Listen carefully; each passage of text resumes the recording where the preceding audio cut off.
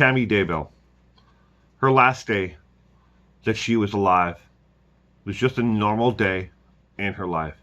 She ran some errands. She hung out at home.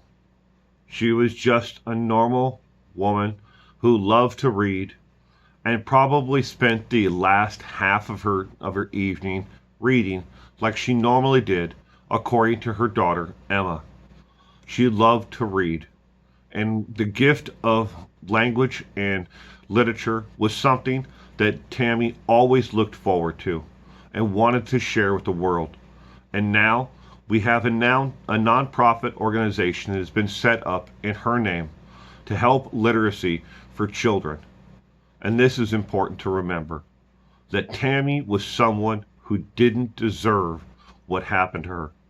And even if Chad didn't kill her, she didn't deserve to have someone like Chad in her life.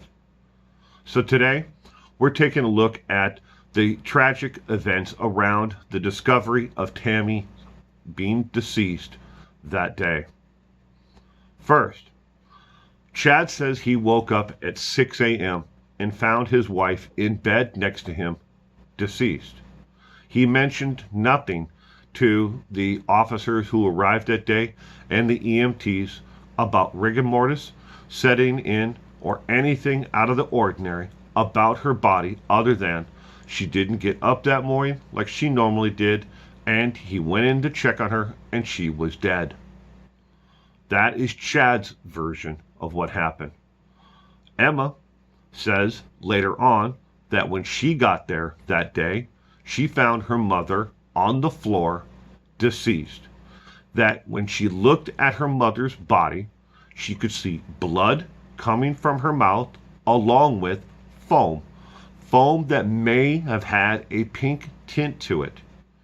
Now, ladies and gentlemen, I need you to understand, if Tammy had died at some point in the morning earlier, that rigor mortis may have started to set in. It is not uncommon for a body, once they have been deceased for some time, that rigor mortis will set in and the body will start to release its bodily fluids. This happens to each and every one of us.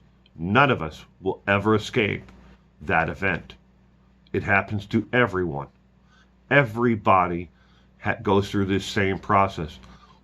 Some will happen sooner than later. It can all depend upon the temperature of the location where the body is when you die. But it could have been regurgitated stomach contents that her daughter saw coming out of her mother's mouth along with the blood. It does not mean that it was poisoning. It doesn't mean anything else. Everything from that point on who thinks that it may have been poisoning and the foam was caused from that is purely speculating upon that possible a reason for the foam. I hate to break the bad news to you, but we have no autopsy result. We have nothing from the EMTs. We have nothing from the police that showed up that day. We have nothing from the coroner who said that this was a suspicious event. In matter of fact, her life and everything, she was listed as natural causes. And they wouldn't have allowed the next step to happen if they thought it was suspicious at all. They marked it down as natural causes. Now, Chad, when asked by the coroner, who was, when they arrived on scene, Chad said and informed them, because of religious reasons, no autopsy. And it was totally within his rights to ask for such. You do not have to have an autopsy performed if suspicious circumstances are not detected for your death. They can say, okay, well, no autopsy needed, and then take you straight to the funeral home, which Tammy Daybell's body was then transported to the actual mortuary, and she was embalmed and then buried. We all know that later on, her body was exhumed after some time, and then a complete autopsy and toxicology was performed. But again, We have no records of that. No records from the police, no records, no statements from the EMTs that day. Nothing.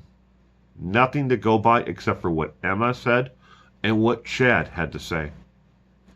So we know Chad said that he found her in bed. Emma said she was found on the floor. Chad said there was nothing suspicious about the death. Emma said that there was blood and foam coming from her mouth. As for foam and the possibility of poisoning, again, all of that would be pure speculation on the fact that she was given something. Now, I have looked up, and a lot of people have suggested that I look into certain, chemicals that are used for killing algae in aquariums, and that Chad have had this allergy, killing in a liquid form there because of the small aquariums that they had in their living room, that they may have had it, and Chad may have given it to her to kill his wife.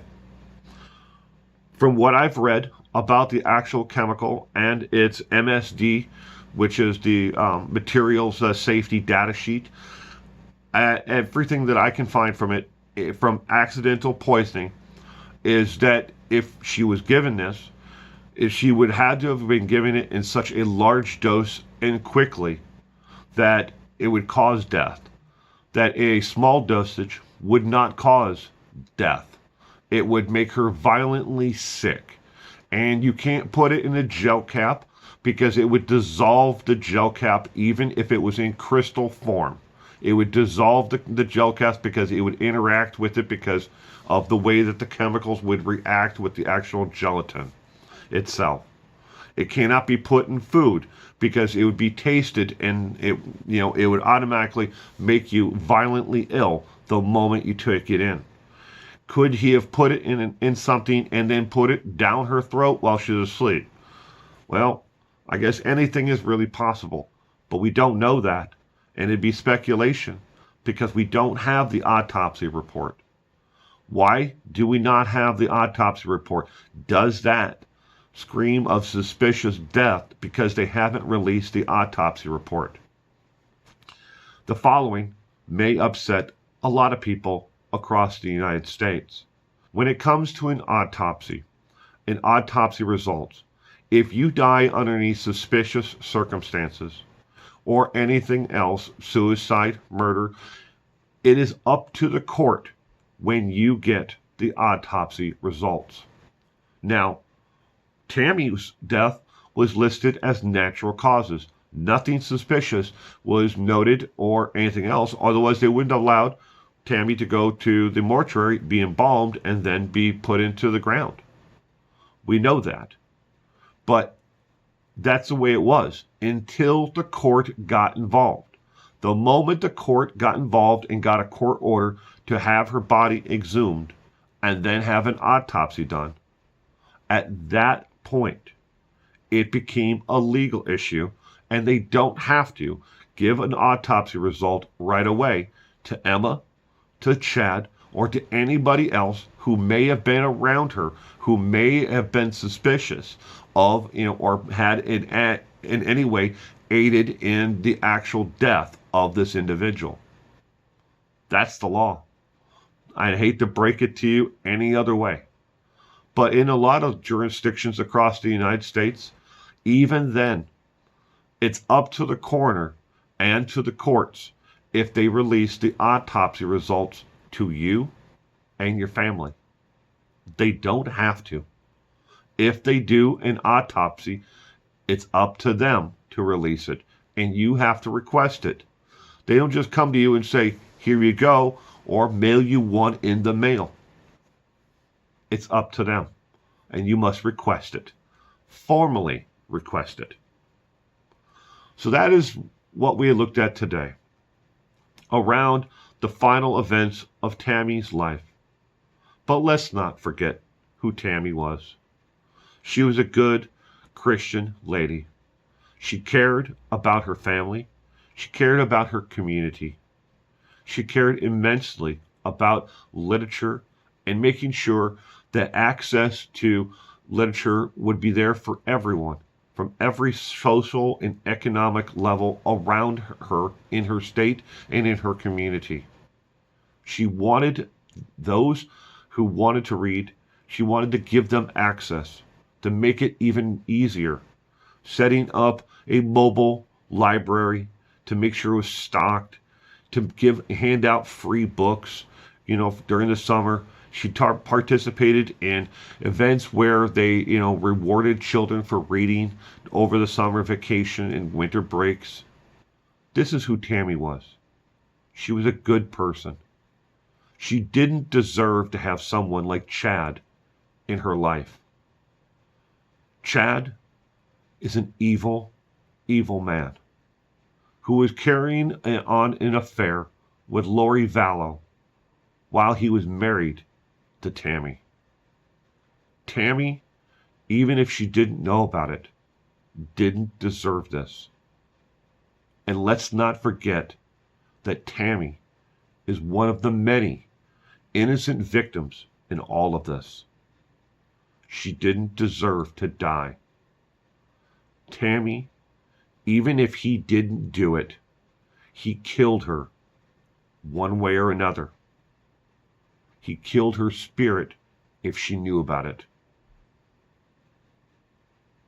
Thank you for joining me today, and have a great weekend.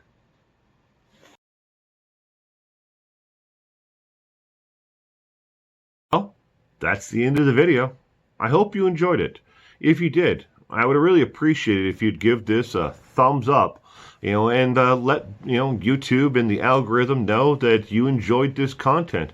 If you have only watched one video and this is it, well, thank you for stopping by. But I have a whole channel of over 500 videos for on YouTube right now. Why don't you go check one out? Links down below. There's a next suggested video there. You can subscribe too. I wouldn't mind if you would do that.